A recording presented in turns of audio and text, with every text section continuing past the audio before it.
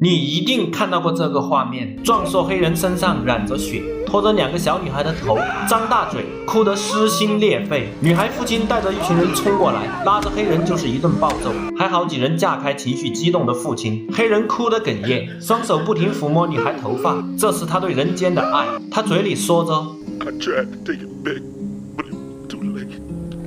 但警察把枪管抵着黑人下巴，怒道还吐了口痰。很快，黑人被判死刑，送往监狱。车尾被压得好低。是啊，承载着世间所有疾苦，怎么会不重呢？这就是大名鼎鼎的绿缕奇迹。有意思的是，和《肖申克的救赎》是同一个作者。所谓绿缕，就是死囚从牢房到电刑狱的绿色过道。何为奇迹？请听我慢慢道来。这里的狱警队长叫保罗，保罗人很正直，但他每天都深受膀胱炎折磨，每次撒尿都如同刀割，却只能拉出几滴。这天，黑人死囚被送到监狱，官二代一路大声嚷嚷。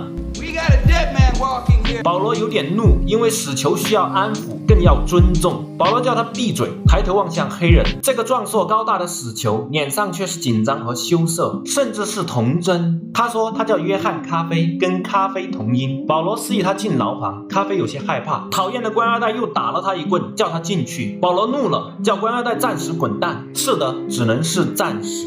这让官二代很不爽。刚好有个死囚大叔嘲笑他，官二代狠狠一棍打断了大叔3根手指，这更为大叔遭受地狱般折磨埋下第一颗种子。这边咖啡问晚上睡觉会不会关灯，他怕黑，其实他怕的是人性的黑暗。他还伸出大手和保罗握手，黝黑的脸上写满温柔。保罗好奇他犯了什么罪，查到了解说开头那一幕，保罗还是半信半疑，这源自他对每个死囚的尊重。这天，监狱出奇的出现一只小老鼠，萌萌的，贼可爱，这给狱警们带来短暂的欢乐，就连死囚都好奇。但官二代不一样，发疯般追着打，甚至弄得满头大汗。很快，那个死囚要送行了，他们在他的头顶踢出个圆圈。保罗和他交谈，希望他走得安详。他说着一辈子最快乐的时光。时间到了，死囚深深喘了口气。他们把海绵打湿，垫在他头顶，这样电流能迅速通过大脑，否则死囚会遭受地狱般折磨。但抬起铡刀，这人还是痛苦的挣扎。后来，官二代侮辱嘲笑尸体，很没人性，也触到保罗和同事的逆鳞。保罗和同事教训了他，尽管他不好惹。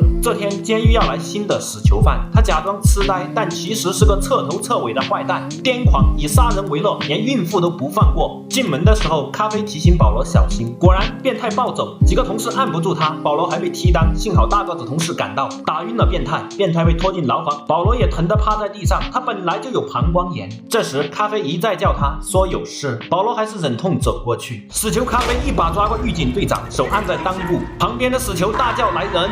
这时灯泡开始变亮，然后接着咖啡坐在床上咳嗽，看起来虚弱痛苦。他张开嘴，陈情灰虫飞出，这就是绿缕奇迹。咖啡说他治好了保罗的膀胱炎。保罗很疑惑，去厕所试了试，舒服，从未有过的舒服。这让他决定去找咖啡杀人的真相。保罗去找咖啡的辩护律师，但讽刺的是，律师本身就是铁杆种族主义者。这样的时代，天使都进了监狱，保罗只能回到监狱，给每个忏悔的死囚最后的温柔。监狱变态死囚无可救药，先是朝狱警吐口水，然后撒尿淋狱警，甚至把巧克力含嘴里很久，再喷到狱警脸上。但更大的恶人在世间就是这个官二代，他每天羞辱欺负死囚。这天刚欺负完死囚大叔，变态一把将他抓住，亲他，说着污秽的话，摸着官二代的裆部。保罗拔出枪，变态放开了官二代，他尿裤子了，原来他是个彻头彻尾的软蛋。死囚大叔嘲笑他尿裤子，恶毒的官二代把这记在了心里，这也埋下大叔遭受地狱般折磨的第2颗种子。死囚大叔有只萌萌的小老鼠，会玩滚筒，就是之前被官二代追那只。死囚大叔请求保罗照顾小老鼠，这是大叔最后的温柔，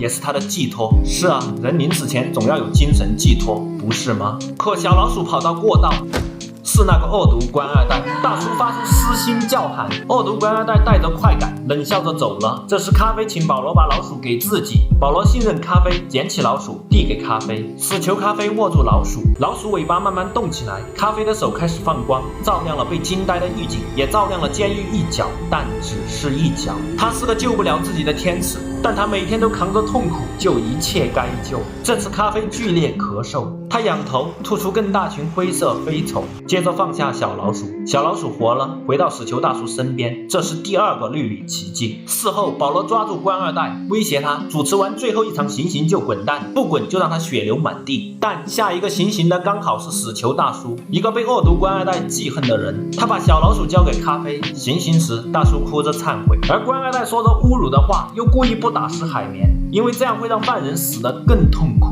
当抬起铡刀，大叔痛苦嘶喊，伴随着臭味和惨叫，恶人的恶凸显到极致。另一边，变态在欢呼，而咖啡感同身受。哦不，就是他自己被行刑，他的动作都和大叔一致。小老鼠被吓跑了，这边现场的人都慌了，他们惊恐，当然也包括那个恶毒官二代。最后，大叔被活生生烧死，狱警们愤怒到了极致，但除了狠咒，难道还能把自己也送进监狱吗？或者恶魔仍需天使来惩罚？这天，保罗和同事做了个大胆的决定，带咖啡去救治宛如被恶魔附体的典狱长妻子。他们把安眠药放在酒里，灌晕变态，同时又把官二代锁在禁闭室。就这样，偷偷带咖啡去典狱长家，甚至没给咖啡戴手铐脚镣，这是信任。咖啡也露出久违的微笑。他们来到典狱长家里，典狱长以为狱警被劫持，持枪对峙，但咖啡目光温和真诚，他感受着楼上的痛苦，这让典狱长放下戒备。咖啡来到门前，女人已经面目全非，宛如邪魔附体。咖啡来到床边，很温和，然后慢慢低下头。死囚咖啡亲吻女人额头，然后是嘴唇。女人丈夫看呆了，旁边的灯突然变亮，咖啡慢慢直起身，女人张开嘴，嘴里放出光，好像有东西被吸走，而光照亮了整个屋子。画中碎裂，房屋震动。第三个奇迹，哦不，神迹！咖啡比前两次更痛苦。奇怪的是，这次他没吐出灰色飞虫。女人清醒了，很美，像天使。他忘记了很多事，但他看着咖啡，似乎早就认识咖啡。女人走到咖啡面前，说：“我们曾在黑暗中相遇。”是的，他们确实在天使受难的黑暗中相遇。女人取下贴身的保平安项链，帮咖啡戴上。事后，保罗和同事扛着疲惫不堪的咖啡，狱警们觉得咖啡活不到被电刑处死了，这或许是比那更好的结局。其实，咖啡忍受着痛苦，他要做完最后的事，给世界最后的温柔。回到监狱，保罗打开禁闭室，打算放出官二代，说：“这是你让大叔惨死的惩罚，你应该接受。”但恶人终究还是不知悔改，整理下腰带，可以继续为恶了。恶人慢慢觉得不对劲，转头一看是咖啡，咖啡猛然抓过官二代，狱警跑来阻止，咖啡慢慢低头。死囚咖啡嘴里的飞虫涌进官二代嘴里，狱警看呆了，官二代慢慢放下警棍，眼神呆滞，慢慢走去，走到变态牢房停下，变态站起来，再次语言羞辱官二代，随之官二代流下2行泪，拔出枪。狱警们冲过来按住官二代，官二代嘴里飞出飞虫，人做不到的惩罚，天使做到了，而天使却救不了自己。保罗问咖啡为什么要杀变态，咖啡一把抓住保罗，他要给保罗一份礼物，他的部分能力。一段真相在保罗脑海浮现，原来咖啡抱着的2个女孩是变态杀的，咖啡真的是被冤枉，而变态更可恶的地方就是利用姐妹间的爱。You love your sister. You're making a noise. I'm gonna kill her. 咖啡痛苦丝毫未减，而保罗也哭了。咖啡说：“这就是我的痛苦，我每天都承受世间的痛。”变态死了，官二代痴呆了，而保罗没把真相告诉典狱长，因为典狱长也救不了咖啡。有些痛，男人只能独自承受。咖啡将被执行电刑。保罗问：“你想吃点什么？我们会满足你。”其实他更想说的是：“我放你走吧，有多远你就逃多远。”而咖啡宛如慈父。原来咖啡好累，他不想再当孤独的天使，他受够了人性的尔虞我诈。这个世界需要天使，但如果只有一个，我们希望你自由。咖啡最后的希望就是看场电影，开头那个叫《天堂》的歌舞片，他终于看了场有人陪的电影，他看得入迷，露出满足的笑容。这天还是来了。咖啡很轻松，一边笑着讲他梦到故人在天堂，一边踏上绿里，多么希望这是他去往天堂的阶梯。刑场全是愤恨的观众，他们恨不得吃了咖啡的肉。咖啡说他能感受到他们的恨，狱警说那就感受我们吧。咖啡坐上电刑椅，他们给他戴黑头套。咖啡说他怕黑，其实他怕的是孤独和人性的黑暗。保罗点头，一切就绪，要下令通电了。保罗始终说不出那句话。他走上前，握住咖啡的手，退回来，含泪说：“